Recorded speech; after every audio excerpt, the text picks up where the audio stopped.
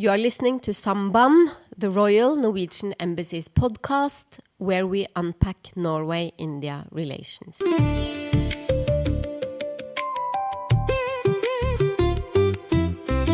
What connects Norway and India? Is it diplomacy, democracy, trade, culture? Or could it all be summed up in one word, Sambandh? My name is May-Elin Stener. I am Norway's ambassador to India. In this episode, I chat with acclaimed Indian author, parliamentarian, and former diplomat, Dr Shashi Tharoor, about the many connections between our two countries. From diplomacy and shared values to mangoes, salmon, saris, and even Henrik Ibsen. We invite you to listen in. Well, welcome, Dr. Tharoor. May I call you Shashi? Yes, indeed, Ambassador Stener. May I call you May-Elin? Yes, sure. And this is our very first episode of this podcast, which we have called Sambandh. And thank you so much for accepting to be our guest, because we partly got the word from you. I know very well. I'm delighted about that. I was taught Bharat or Norway, ke beech sambandh bahut achhe hai. Wow, that's high. Absolutely, I agree with you. But you taught me, or you mentioned in your article before the Nordic India Summit in May, you pointed out that sambandh is also a Norwegian word. Amazing, and even Icelandic, I gather. Icelandic also, and Nordic. It's a Nordic word. It's a Nordic word. Well, congratulations. I think it's amazing. And it means the same thing in Norway, right? It means the same thing, yes, a connection. It means the same thing. We're using it in a slightly more technical way than in Hindi, but it means the same thing. So, what are you thinking then when you... Why did you use the word Sambandh when you wrote about Norway and India relations? I'm a firm believer in the fact that we need to strengthen the relationship with the Nordic countries. We have absolutely no areas of disagreement. We see the world much in the same sort of way. Indians and India generally have been spending more time in relationships with the Nordic countries than ever before. The summit process started just 2 summits before this, so it's been every 4 years. And I thought the third summit is an opportunity to reinforce the message. And frankly, I come from Kerala in southwest India, and the very first Norwegian development project, I believe, was the one you put in our state a little over almost 70 years ago now. So all of these connections, and knowing that it was happening in Norway, your Prime Minister has been an old friend of mine since his days in the UN system, and mine in the UN system, so we know each other in previous lives. And it's wonderful now to see all this happening. So I thought it'd be a great opportunity, and with your help and cooperation, to write about what this could mean. Now, I didn't know what was going to come out. We got a very comprehensive summit declaration, which suggests that a lot of things were discussed. But in my own case, I thought, here is an opportunity to tell Indians, this is not just going to be another boring, routine, intergovernmental meeting. Let's think of this as an actual sambandh, a relationship, a rishta, a bond between two peoples who really have no quarrel separating us. And that then gave us the opportunity of looking at potential areas. Now, there was this whole green technology idea that's already advertised as the theme of the summit. And that was going to be clearly the main theme. But I'm so glad to hear that after the whole meeting was over, that so many different areas were covered, and that there is therefore a tremendous possibility for cooperation. Now, you attended the meeting, I didn't. What was it like there, May-Elin? What was the atmosphere like?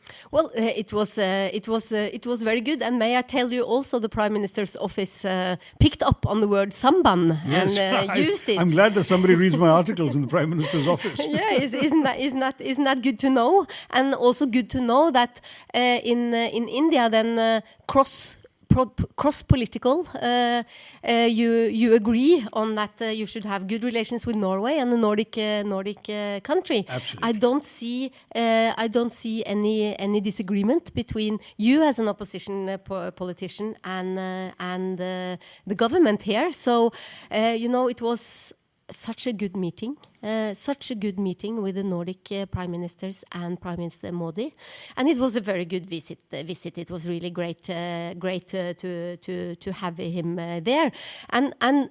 When you were talking, I got many more questions because you were saying and also writing in your article that Norway and India, we have a lot of shared values. We have a shared commitment to multilateralism. We have a shared commitment to the rule of law and to a democratic world order. And what in your mind does that mean in practice? Well, it means a lot of things. First of all, as far as multilateralism is concerned, that was already discussed in the summit, as I saw from the outcome declaration. They were very keen on restoring the primacy of multilateral solutions. We are looking at a world right now, let's be very honest, the big powers, at least the three big powers, are acting as if the only rule that exists is that there are no rules at all. And they've been acting with impunity as they like. Russia marched into Ukraine. America decapitated the government of Venezuela and then decided to bomb Iran along with Israel, all of which took place without any multilateral support or UN Security Council authorization. And China so far has been upholding the system, but who knows when they may decide that if the rules don't apply to big powers, why should it apply to them? So we believe, and I know that the Nordics share this view with India, that the world would be better off if there were common agreed rules that governed the conduct of states. Now, for about 70 years, that was the policy. I mean, it was widely understood after the Second World War that after you've seen 1/2 century of disaster after disaster, 2 world wars, countless civil wars, mass displacement of populations, the horrors of the Holocaust and Hiroshima, that the only way we could keep a world decently at peace and able to progress and achieve prosperity and so on would be if we had rules that restrained people from doing any of the things that we had seen in the previous half century. And I think that worked actually for some time. The UN did prevent a Third World War. It became a forum for various international agreements that various countries were able to sign on to and deposit at the UN on all sorts of subjects, from the environment, fisheries, the law of the sea, to human rights, to international criminal tribunals, all of this. And of course, the prohibition on the resort to the use of force, the upholding of sovereignty of states, the extreme importance of the inviolability of borders. I mean, these were all sacrosanct principles. And when exceptions occurred, not only were they very rare, but they had to be justified in terms of human values, human rights, democracy, whatever. You couldn't just march in and say, I want to take something because somebody's got oil, or I want to take something I don't like their face. So we have nukes, but if they are developing nukes, we're going to bomb them. I mean, there's something strange about this, the way in which countries are behaving these days, that I think troubles many, many countries that would prefer a world functioning according to rules. That was what the whole sort of rules-based international order was all about. And therefore, when India and the Nordics sat down together and came up with a declaration saying we should uphold these principles, multilateralism, rule of law, they're talking about really something that they believe has been tried, tested, and worked well.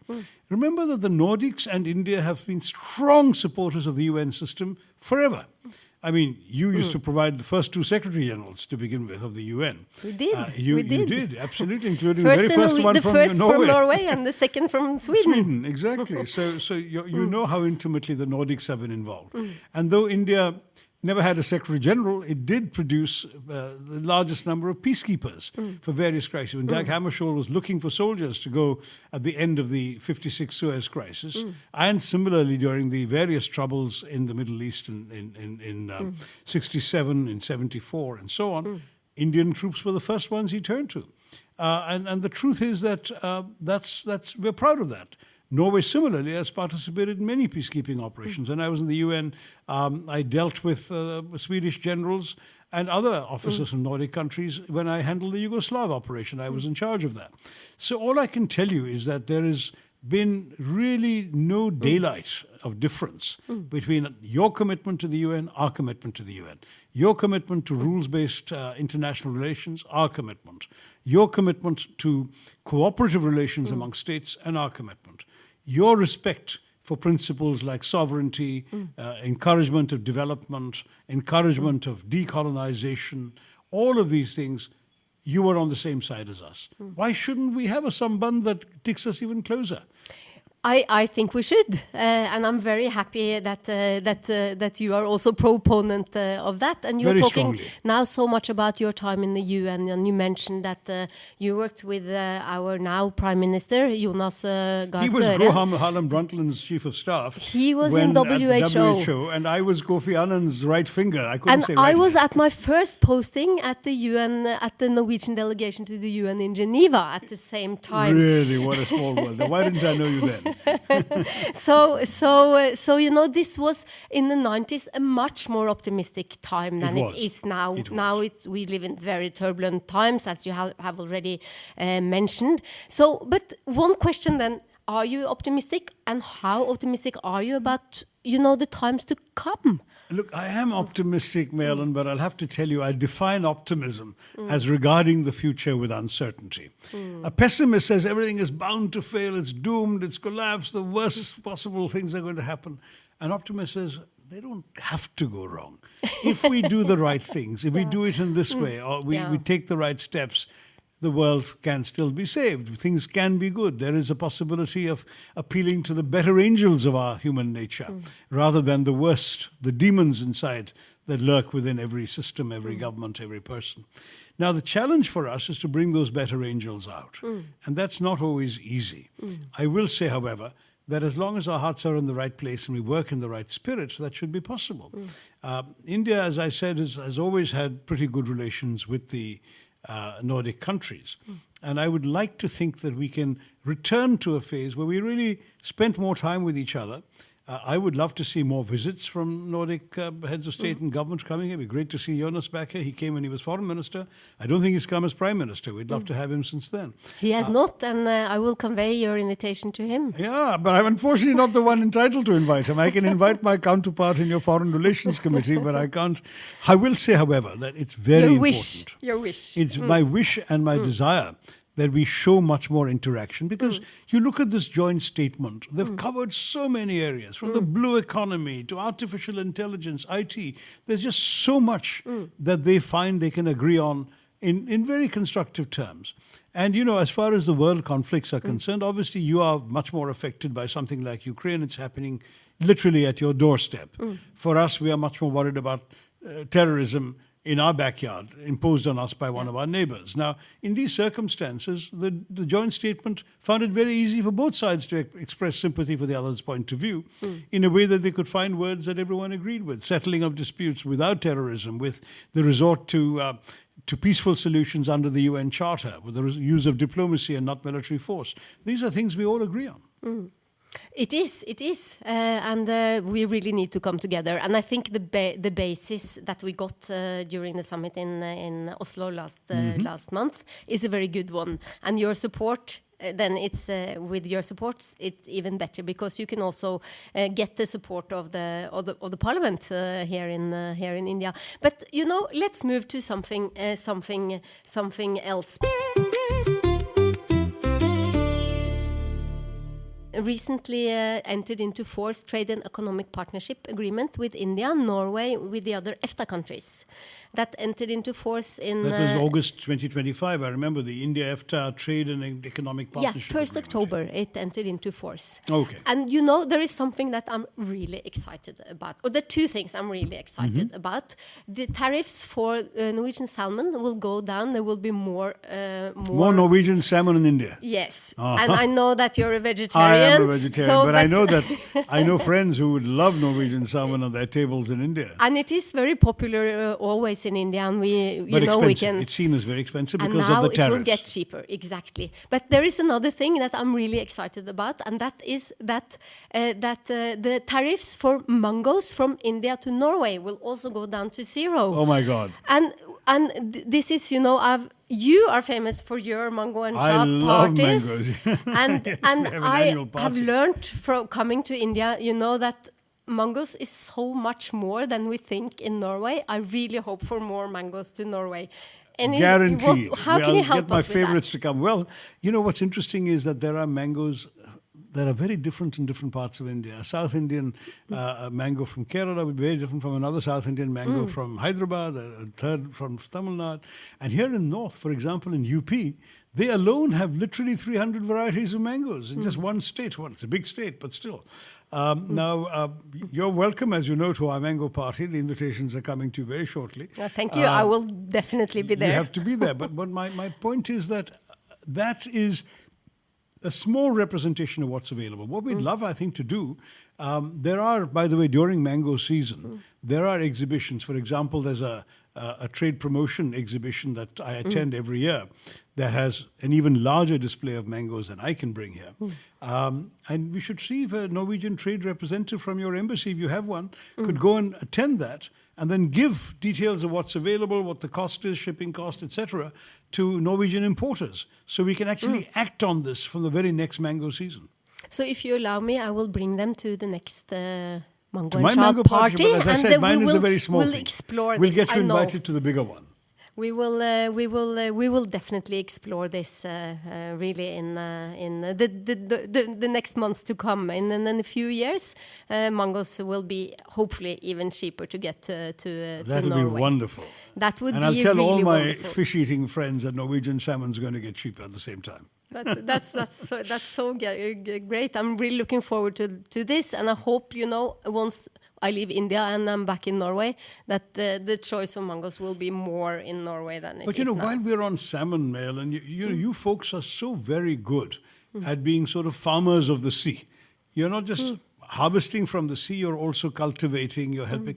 There's so much you could teach us in India. I certainly, coming from a seafaring state like Kerala with a large and rather poor fishing community, I would love to see Norway going back to its old development roots and coming and giving us some serious advice on improving our fishing practices so we can harvest, be farmers of the sea, as it were, once again, and not just harvesters. Thank you so much for mentioning that, because you also did that at the beginning. That was the very first Norwegian aid project happened in Kerala and in the fisheries sector. Back in 1957, wasn't it? 1952. 52, there we are, so yeah. it's a long time ago, and we are at a different stage now. We are not giving India aid. We are I a don't partner think we with want India in a aid, but we different. could certainly use technical advice. And I think there is great scope for this, and there's a great scope for more cooperation in the blue economy at the broad scale That's right. with India. And I think Kerala is a pioneering state, not only because of the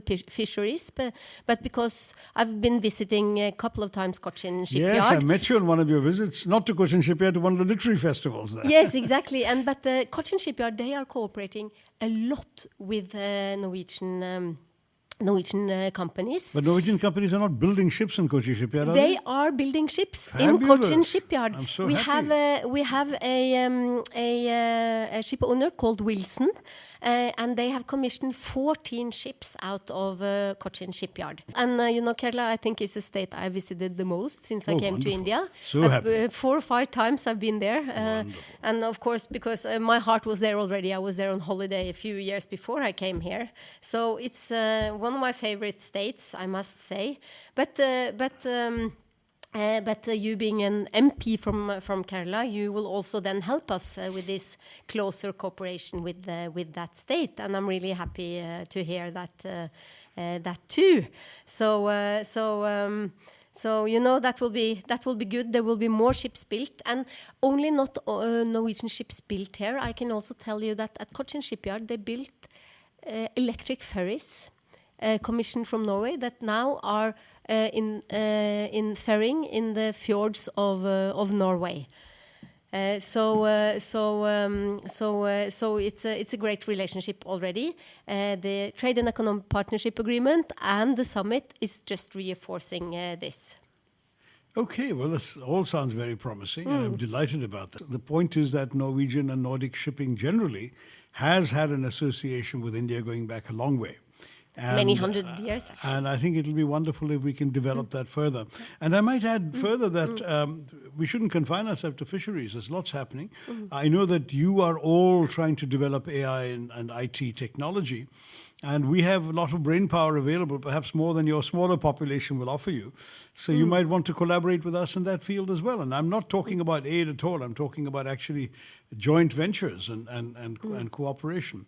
Another small country like Norway, Israel, has done the same thing in India by coming up with brilliant ideas they don't have enough people to execute, and then getting people in India to sit down and work it out, that kind of thing. We are already benefiting from the great Indian talent. There Really? are 30,000 Indians in Norway now. 30,000? Yes. And most of them have come in the last students? 25 years. They are not students. But do they come as but they're students? mostly young engineers, and they're working in the IT sector and then also in the AI.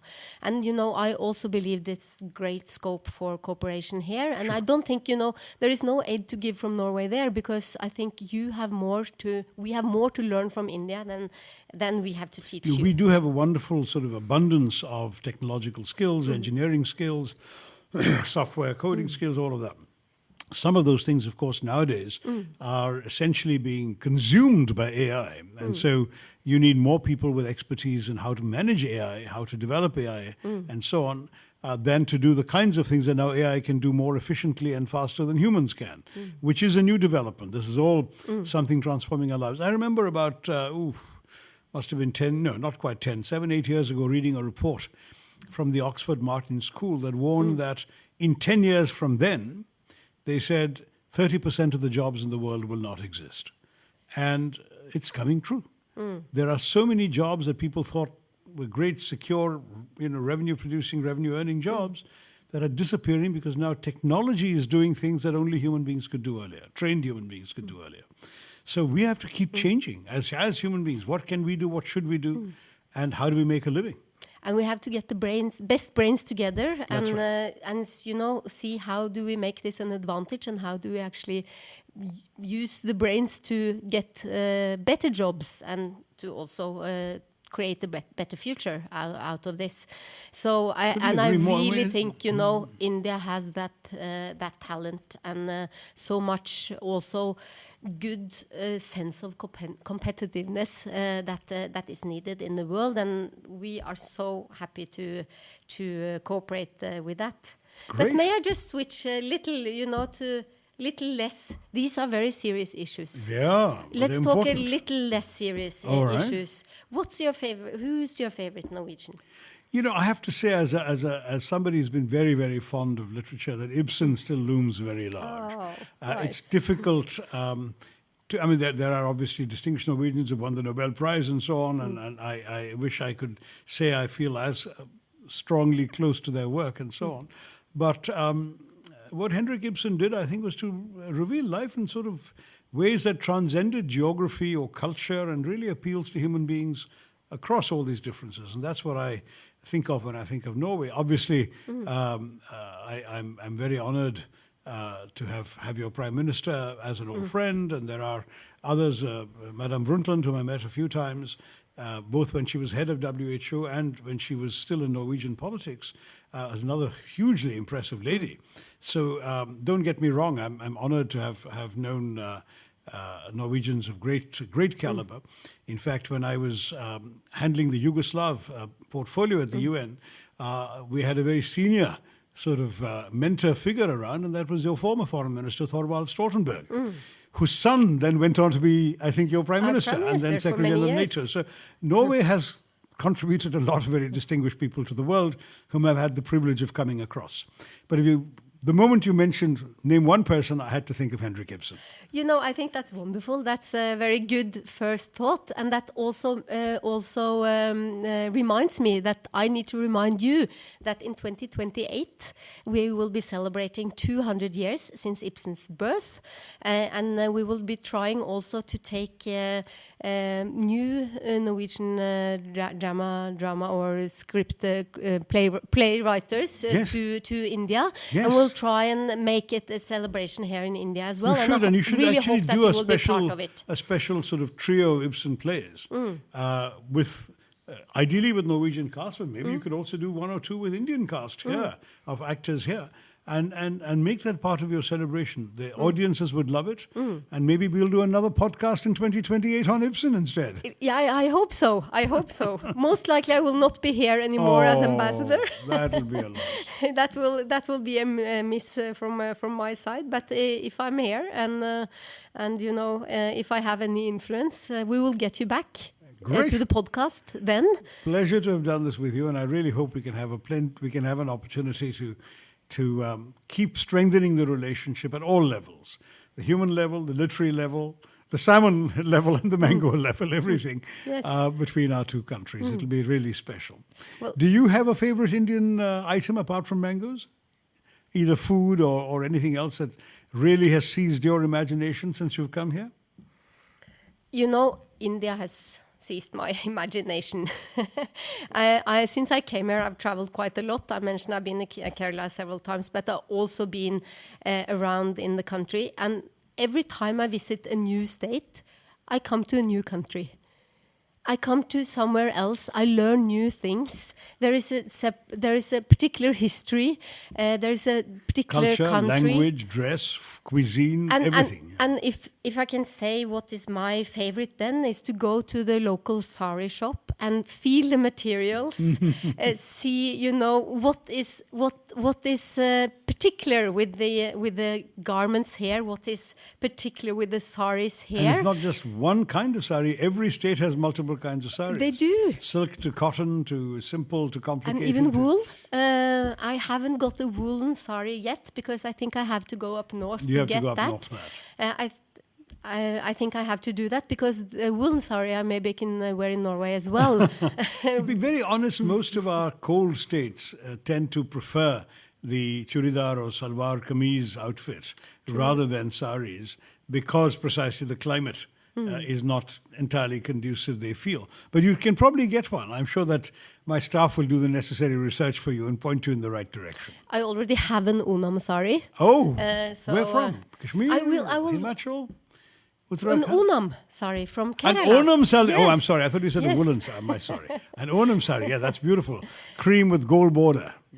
I will show it to you. You wear it for me.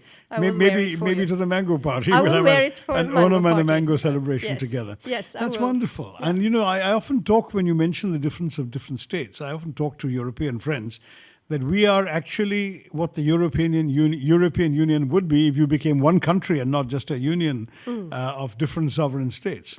We are one country, but like the European Union, there are as many differences between, let's say, Norway and Portugal, as there are between, Kashmir and Kerala, or between Tamil Nadu and Punjab. And the truth is, these enormous differences of language, culture, cuisine, all of that, and even history in many ways, or attitudes in many ways, are part of the charm of India, the variety, the diversity, the specialness of what India is all about. This is really the charm of India, and it's really also why it's not possible to say one favorite place about India.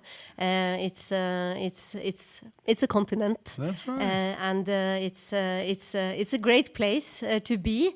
And I'm also very, very happy that I've got to know you, and I'm so pleased that you took part in this very first episode of our podcast, Sambandh. Thank you so much, Shashi, for being with me for this time. I've enjoyed it thoroughly, May-Elin. All the very best, and may the podcast go from success to success.